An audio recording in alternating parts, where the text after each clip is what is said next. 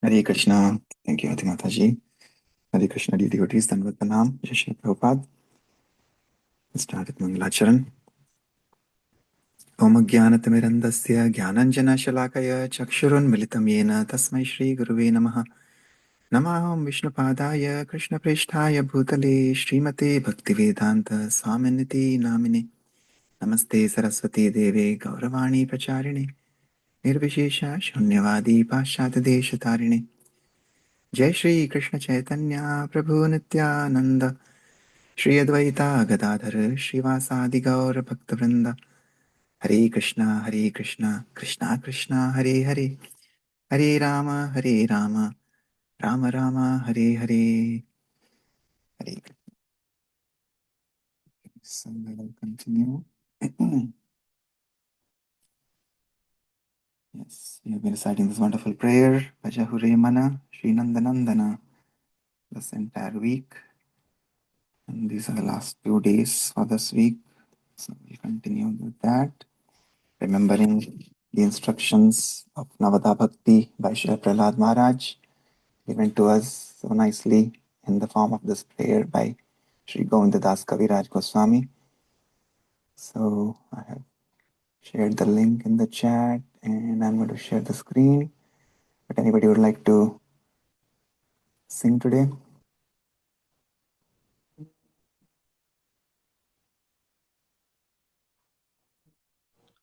If no one are there to sing, I can sing, Prabhuji. Anybody else would like to try? I think Meena Mataji, would you like to try today? I think Shri Priya Mataji really does a wonderful job. So, Mataji, please go ahead. Thank you. Yeah, when she sings, I was saying, I think yesterday She sings I had amazing. some audio issues yesterday, so I Yes, couldn't. amazing. She does. So, please do, Mataji. Thank you.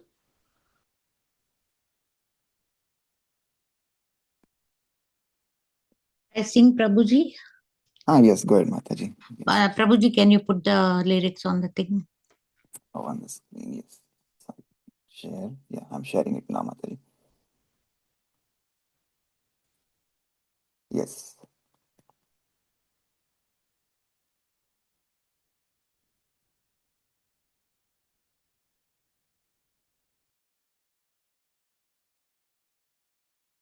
Mataji, you're on mute. Shamakarana Mataji. Sorry, Prabhuji. Bhajahure mana Shri Nandanandana Abhaya Charanara Vindare Durlabha Manava Janama Satsange Tarohu He Bhava Sindhure Sita Atapa Bata Barisana Edina Jamini Jagire Vipul सेविनो कृपण दुर्जन चपल सुख लाभ लागिरे इदन यौवना पुत्र परिजन इते की अच्छे परितीतिरे कमल दल जल जीवन तल मल भजहु हरि पाद नीतिरे श्रवण कीर्तन स्मरण वंदन पाद सेवन दास्य रे पूजन सखी जन आत्म निवेदन गोविंद दास अभिलाष रे भजहु रे मन श्री नंद नंदन भय चरणार विंद रे अभय चरणार विंदरे अभय चरणार विंदरे हरे कृष्ण प्रभु ji thank you Hare Krishna. Dandavat pranam. Thank you so much, Shamakarana Mataji.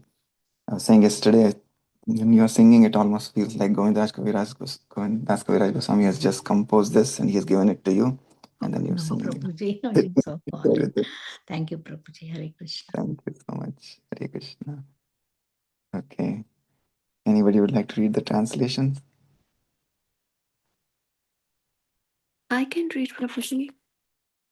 Yes, Aarti Mataji. I can go ahead, bro. I think Aarti Mataji, yeah, you can go ahead.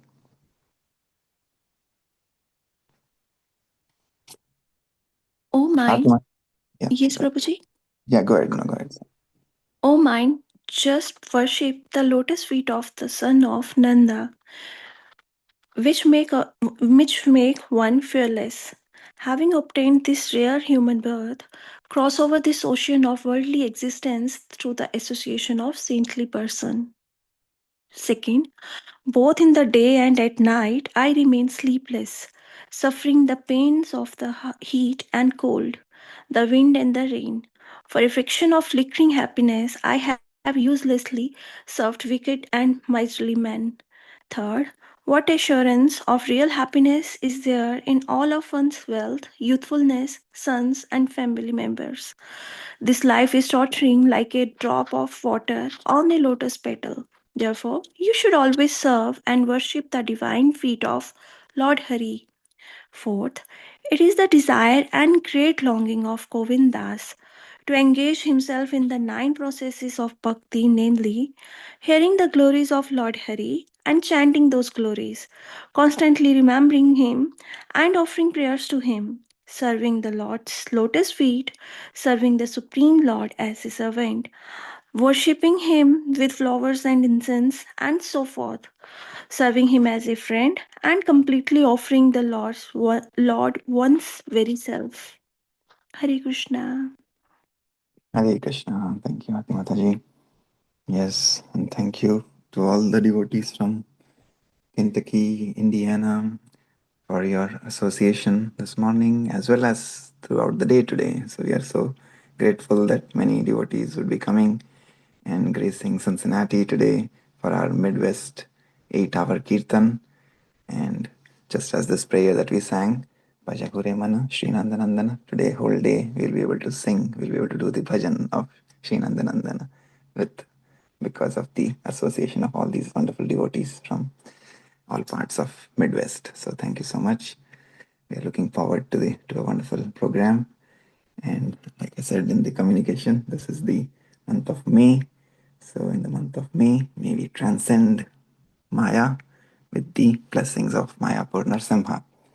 And we can celebrate this May month mango festival. So it's all auspicious and divine. When we sing the holy names, everything becomes auspicious. So yeah, we're looking forward to that. Okay, so we can continue with our reading of Srila Prabhupada Lilamrit. We are continuing on chapter 19, planting the seed. Srila Prabhupada yesterday we saw his almost on the verge of planting the seed of bhakti in the hearts of his very, very first set of disciples who will be initiated. It is the occasion of Janmashtami, and they had strung their chanting beads with the instructions of Srila Prabhupada. How amazing it would be, right? You're stringing your own chanting beads, but we all got from our Guru Maharajas. But they chanted, and then of course Srila Prabhupada will chant on those beads. But we saw yesterday he helped them purify themselves. It's the day after Janmashtami, Nandotsav now, and he's performing the Vedic ceremony of initiation, and he is on the verge of doing his lecture. Yesterday we saw, so I think we'll continue from here after the lecture. Okay. So after the lecture, he asked the devotees one by one to hand him their beads, and he began chanting on them. Hare Krishna, Krishna Krishna, Hare Hare, Hare Rama, Rama Rama, Hare Hare. The sound of everyone chanting filled the room. After finishing one strand, he would summon the owner of the beads and hold the beads up while demonstrating how to chant. Then he would announce the initiate's spiritual name, and the disciple would take back the beads, bow to the floor, and recite Nama Om Vishnupadaya Krishna Pristhaya Bhutale Srimate Bhakti Vedanta Swaminiti Namine. I offer my respectful obeisances unto His Divine Grace A.C. Bhaktivedanta Swami, who is very dear to Lord Krishna, having taken shelter at his lotus feet. There were 11 initiates, and so 11 sets of beads, and the chanting lasted for over an hour. Prabhupada gave each boy a strand of neck beads, which he said were like dog collars, identifying the devotee as Krishna's dog. After Wally received his beads and his new name, Umapati, he returned to his place beside Howard and said, "That was wonderful. Getting your beads is wonderful." In turn, each initiate received his beads and his spiritual name. Howard became Hayagriva. Wally became Umapati. Bill became Ravindra Swarupa. Carl became Karlapati. James became Jagannatha. Mike became Mukunda. Jan became Janaki. Roy became Rayaram. And Stanley became Striyadhisha. Another Stanley, a Brooklyn boy with a job, and Janus, a college student from Montreal, both of whom had rather peripheral relationships with the Swami, appeared that night and took initiation with the rest. Receiving the names Satyavrata and Janardana. Then Swamiji began the fire sacrifice by sprinkling the colored dyes across the mound of earth before him. With fixed attention, his congregation watched each mysterious move as he picked up the twigs and wooden splinters, dipped them into clarified butter, lit them in a candle flame, and built a small fire in the center of the mound. He mixed sesame seeds, barley, and clarified butter in a bowl and then passed the mixture around. Each new disciple took a handful of the mixture to offer into the fire. He then began to recite Sanskrit prayers, asking everyone, please, to repeat them, each prayer ending with the responsive chanting of the word Swaha 3 times. And with Swaha, the initiates would toss some of the sesame barley mixture into the fire. Swamiji kept pouring butter, piling up wood, and chanting more prayers until the mound was blazing. The prayers kept coming, and the butter kept pouring, and the fire got larger, and the room got hotter.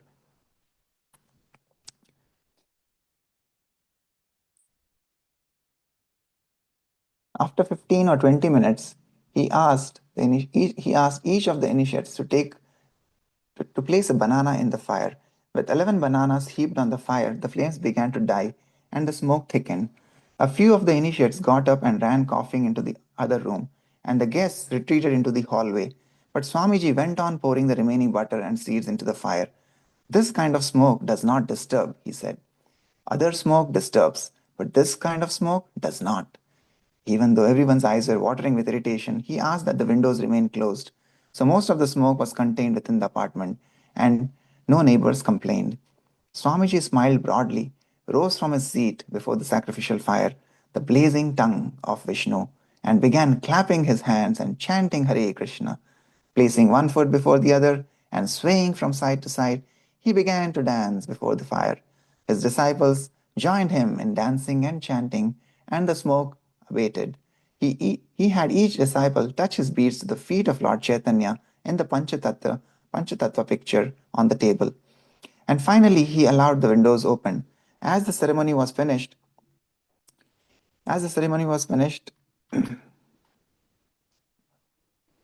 and the air in the apartment was clearing, Swamiji began to laugh. There was so much smoke, I thought they might have to call the fire brigade. Prabhupada was happy. He arranged that prasadam be distributed to all the devotees and guests. The fire, the prayers, the vows, and everyone chanting Hare Krishna had all created an auspicious atmosphere. Things were going forward. Now there were initiated devotees in the Western world. Finally, most of the disciples went home to their apartments, leaving their spiritual master to clean up after the initiation ceremony. September 10, 1966. The morning after the initiation, Prabhupada sat in his apartment, reading from a commentary on the Srimad Bhagavatam. The large Sanskrit volume lay before him on his desk as he read.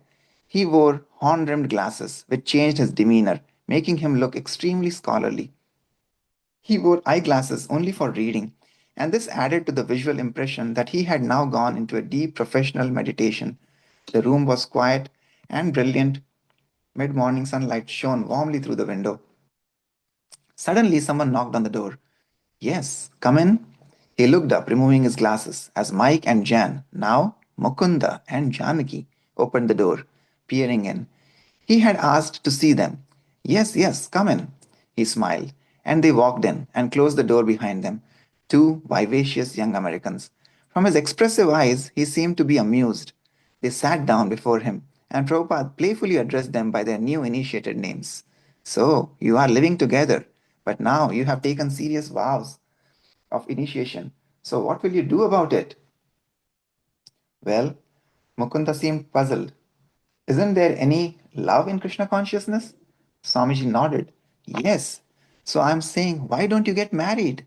They agreed it was a good idea, and Prabhupada immediately scheduled a wedding date for 2 days later. Swamiji said he would cook a big feast and hold the marriage ceremony in his apartment, and he asked Mukunda and Janaki to invite their relatives. Both Mukunda and Janaki had grown up in Oregon, and their family members found it impossible to travel such a long distance on such short notice.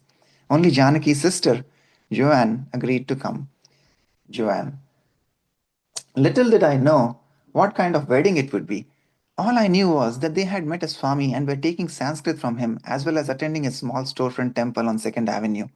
When I met the Swami, he was sitting beside the window in his front room, bathed in sunlight, surrounded by pots of prasadam, which he was distributing to the devotees who were sitting around him against the wall. I was a follower of macrobiotics and not so eager for taking this noonday meal. When I entered the room, the Swami said, "Who is this?" And Mukunda said, "This is Janaki's sister, Joanne. She has come from Oregon to attend the wedding." Swamiji said, "Oh, where is Oregon?" Mukunda said, "It's 3,000 miles away on the other side of the United States." And he asked, "Oh, coming from so far? Very nice. And when will the other members of the family arrive?" Then I said, "I am the only one who is coming for the wedding, Swamiji." He said, "Never mind. It is very nice that you have come. Please sit down and take some Krishna Prasadam."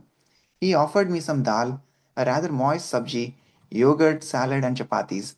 But because I was a devotee of macrobiotics, all of this prasadam was very unpalatable to me. Practically speaking, it was sticking in my throat the whole time.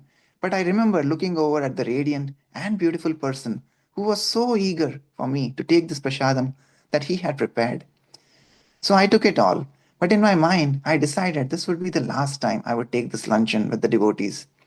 At any rate, somehow I finished the meal, and Swamiji, who had been looking over at me, said, "You want more? You want more?" And I said, "No, thank you. I'm so full. It was very nice, but I can't take any more." So finally, the prasadam was finished, and they were all getting up to clean. And Swamiji commented that he wanted to see Mukunda, Janaki, and myself for making preparations for the wedding the next day. So when we were all there sitting in the room with him, the Swami reached over into the corner where there was a big pot with crystallized sugar syrup sticking to the outside. I thought, oh, this is supposed to be the peace, the resistance, but I can't possibly take any more. But he reached his hand into the pot anyway and pulled up a huge, round, dripping gulab jamun. I said, "Oh no, I'm so full, I couldn't take any." And he said, "Oh, take, take." And he made me hold out my hand and take it. Well, by the time I finished the gulab jamun, I was fully convinced that this would be the last time I would ever come there. Then he began explaining how, in the Vedic tradition, the women's side of the family made lavish arrangements for the wedding. And since I was the only member of the family who had come to assist, I should come the next day and help him make the wedding feast. So the next morning at 9, while Janaki was decorating the room for the fire sacrifice, stringing leaves and flower garlands across the top of the room, I went upstairs to meet Swamiji. When I arrived, he immediately sent me out shopping with a list, 5 or 6 items to purchase. One of those items was not available anywhere in the markets, although I spoke to so many shopkeepers. When I came back, he asked me, "You have obtained all the items on the list?" And I said, "Well, everything except for one." He said, "What is that?" I said, "Well, no one knows what tumor is." He had me wash my hands and sat me down in his front room on the floor with a 5 pound bag of flour, a pound of butter, and a pitcher of water. And he looked down at me and said, "Can you make a medium soft dough?" I replied, "Do you mean a pastry or pie crust or short crust dough or pate brise dough? What kind of pastry do you want?" "How old are you?" he said. And I said, "I'm 25, Swamiji." "You are 25," he said, "and you can't make a medium soft dough?" It is a custom in India that any girl from the age of 5 years is very experienced in making this dough. But never mind, I will show you. So he very deftly emptied the bag of flour and with his fingertips cut in the butter until the mixture had a consistency of coarse meal. Then he made a well in the center of the flour, poured in just the right amount of water, and very deftly and expertly kneaded it into a velvety, smooth, medium soft dough. He then brought in a tray of cooked potatoes, mashed them with his fingertips, and began to sprinkle in spices. He showed me how to make and form potato kachoris, which are fried Indian pastries with spiced potato filling. From 11 until 5 that afternoon, I sat in this one room making potato kachoris. Meanwhile, in the course of the same afternoon, Swamiji brought in 15 other special vegetarian dishes, each one in a large enough quantity for 40 persons, and he had made them single handedly in his small, narrow kitchen. It was rather hot that afternoon, and I was perspiring. I asked, Swamiji, may I please have a glass of water? He peeked his head around the door and said, Go, wash your hands.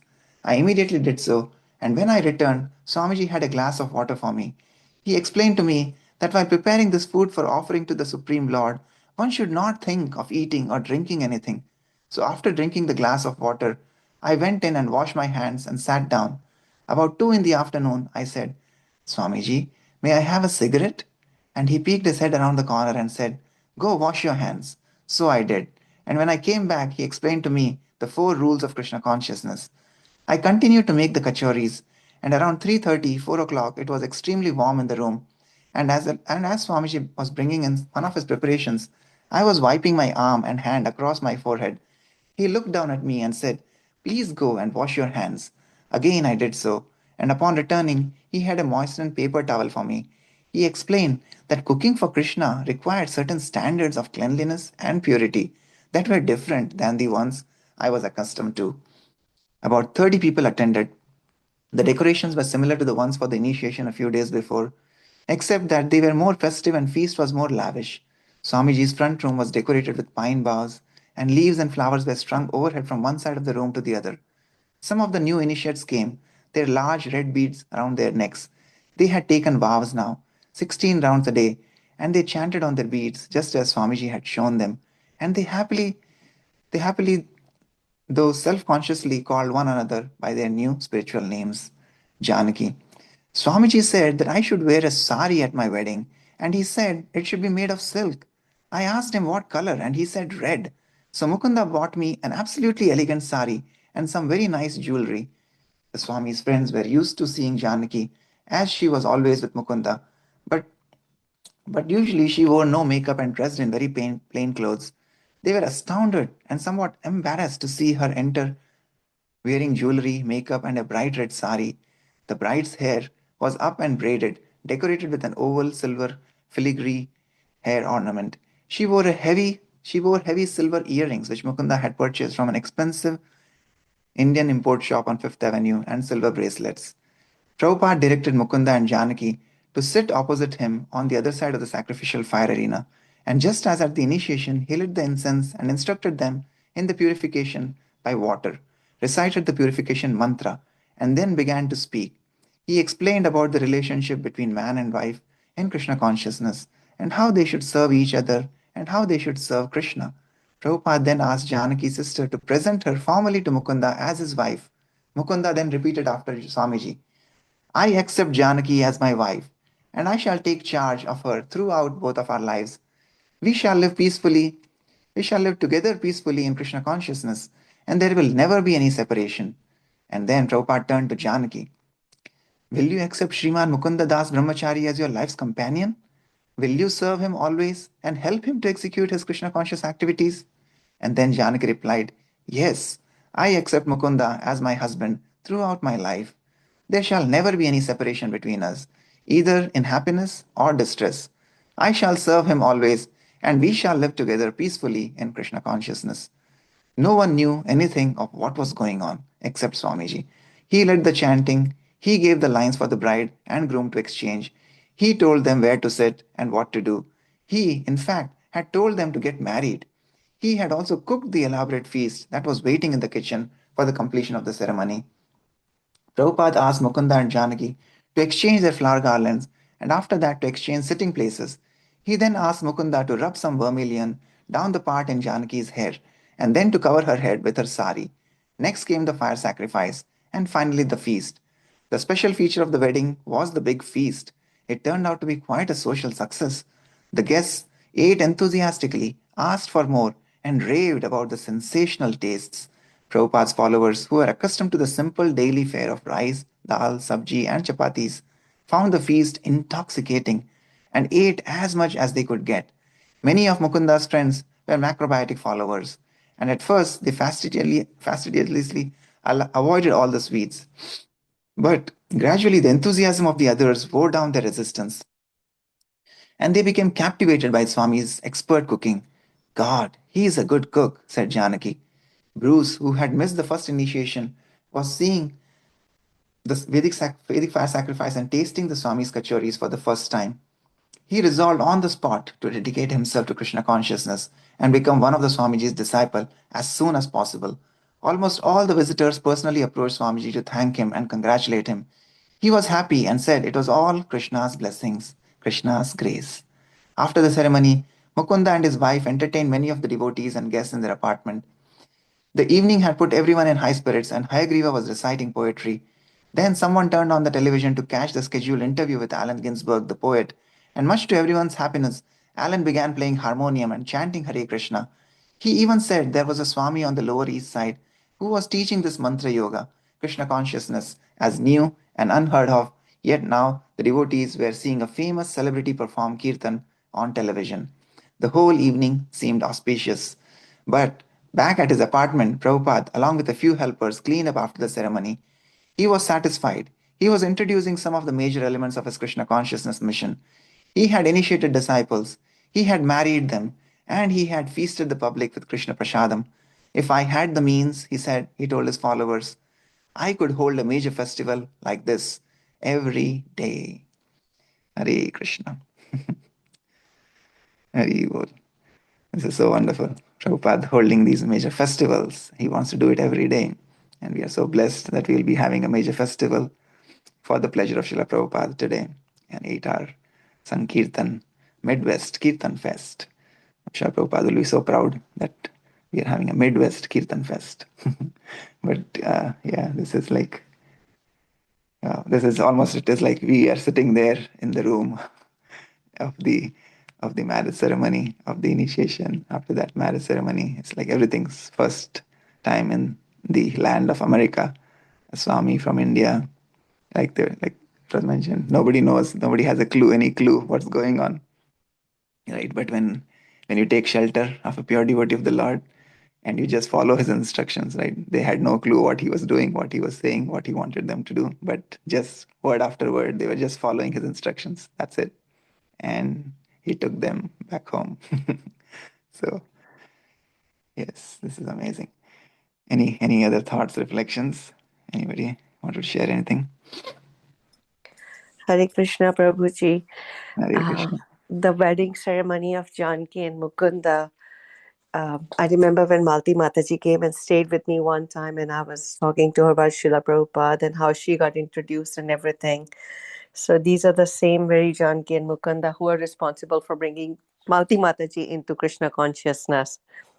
You know, when she went to visit them, where they were staying in a forest, national forest somewhere, and she said it was so weird to see her friends Jen and Mike, dressed up in the Indian garb, and they made something rolled out, and it was chapatis and everything, and that was her first encounter with the prasadam that Malti Mataji had, and what prasadam can do to a person with a pure heart and pure mind. Malti Mataji is epitome of that. She if your heart's in it and you find the right people, you can go places. So Malti Mataji has been an influence for many of us, and she has led by example. So that's the one thought that came to my mind. So I thought I shared that. Yes, she continues to inspire so many who come to New Vrindavan, as well as at this ripe age that she is at. She is also following in the footsteps of her spiritual master and traveling around and preaching and bringing more sincere souls to the path of bhakti. So yeah, that's amazing. And yeah, they were the first ones who went to London. Prabhupada asked them to go to UK. So there were those 3 couples who went and brought the Beatles, George Harrison, to the path of bhakti as well. So yes, and like I said, yeah, just simple Krishna Prasadam. Prasadam is the mercy of Krishna, right? It is like Prabhupada used to say, usually when we would talk to somebody or, people, some people, like they would spit, right? And it will be very disgusting. But actually, Krishna Prasadam is nothing but because it's imbued with the saliva of Krishna and we relish it. So that is when the bhoga becomes Prasadam. So it is coming directly because gopis, when they were singing, they would always say, "Oh, what piety did this flute do that it is touching the lips of Krishna all the time, right?" And so similarly, yeah, so we get the same credit or benefit because we are eating the prasadam that is touched by the lips of Krishna. So we are so fortunate that Prabhupada gave us this wonderful process of bhakti, of chanting the holy names. When we chant the holy names, Krishna is personally dancing on our lips, dancing on our tongue. And when we eat the prasadam, we are blessed by his mercy. And yeah, we can have this feast all day, every day of the year, like Prabhupada is saying here. Only thing he didn't have the means that time. But with his mercy, we have the means today after he started this movement. So yeah, we should take this opportunity to engage in the process of devotional service. Any of these 9 process of devotional service that Prahlad Maharaj has given us. Yes. Thank you, Minu Mataji. Anybody else would like to share anything?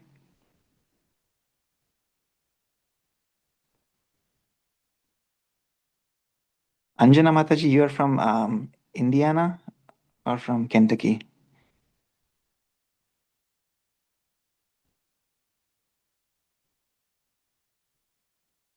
I'm guessing you're on mute, so maybe you're. Is she from She's from Indiana, Prabhuji. Indiana? Okay. Welcome and thank you so much for your association. Yes. Aarti Mataji, you want to share anything? Prabhuji, just Anything? a question. Hmm. I read in the full name of Mukund, and in the last, this Brahmachari. So Brahmacharis are those who don't do marriage, right? Sorry for my ignorance. Oh, his name, I think Mukund Das Brahmachari. Yes. I got Yeah, confused there. at that point, he was a brahmachari. But no, but yeah, after marriage, of course, you're not a brahmachari anymore because you're entering the grihastha ashram. Okay. Yeah, but like other Prabhupada's disciples who didn't enter grihastha ashram, yeah, many times you would see in many books there will be reference like that with their initiated name and brahmachari. Yeah. Okay. I got confused there that if brahmachari, those who don't get married, or just the surname. So that's why. Thank you so much for clearing. Maybe because it was just before the marriage, right? And Prabhupada was introducing him to her or saying that, okay, do you accept him as your husband? So yeah, maybe until that point he was a brahmachari, but Okay. after that he became a grihastha. Yes. Okay. So brahmacharis don't vow to like not to get married for whole life. They can marry after some time, right? As Yes. it's Yes. Yeah, they can okay. certainly marry. Though, yeah, I mean, if you are a brahmachari, of course, that is a very austere ashram of life to be in whole life, right? And it's like a big austerity and penance. But many times I know our Guru Maharaj would ask, like I think Amoglila Prabhu once he was sharing that, he was sharing, how Guru Maharaj would call him and he'll say, "So, are you going to get married?" And then he would say, "No, Maharaj, no, Guru Maharaj." Then he'll say, "Yes, I want you to stay brahmachari." So, just funnily, he will kind of tell him because he left his job, he left his family and joined the temple. But yes, if they can stay brahmachari, that is ideal. But again, there is no force, right? And if there is, like we see, all the pure devotees of the Lord, they're all in different ashrams, right? Some of them were brahmacharis, right? Some of them were grihasthas, Prahlad Maharaj, Dhruva Maharaj, right? Janak Maharaj. These are all Mahajans. All these 12 Mahajans, we can see they're all in all the categories. Bhishma Dev remained a brahmachari throughout his life, but all these other kings, they were grihasthas. Then there were kumaras who were brahmacharis, right? So like that. So you can be, doesn't matter whether you're brahmachari, grihastha. It's not really the ashram. It is, as long as we are centered around Krishna, we are following the process given to us by acharyas.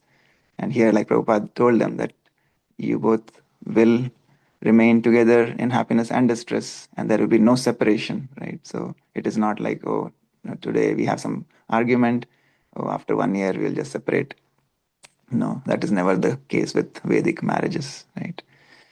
But yeah, it doesn't really matter, Mataji. Ashrams are not the sole criteria. Ashrams, Varnashram was created by Krishna for a purpose, so that he can show by the examples of these devotees that doesn't matter in what ashram my devotee is.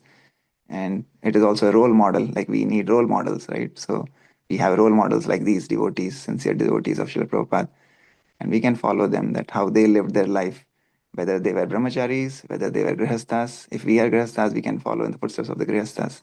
If we are brahmacharis, we can follow in the footsteps of the brahmacharis. So that is the idea. Thank you so much, Prabhuji. Yeah, thank you, Mataji.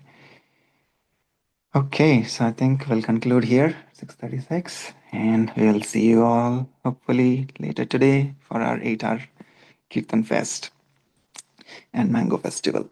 So we'll conclude with Vaishnav Pranam prayers. Vancha kalpatarubhyascha kripa sindhubhya eva cha patitanam pavanebhyo Vaishnavebhyo namo namaha. अनंत कोटि वैष्णव वृंद की जय, जगत गुरु श्रील प्रभुपाद की जय, प्रभुपाद लीलामृत की जय, निताई गौर प्रेमानंदे, हरि हरि बोल, हरे Krishna. Hare Krishna. Hare Krishna, Prabhuji. Dandavat pranams. Thank you, Prabhuji. Hare Krishna, Prabhu. Thank you so much.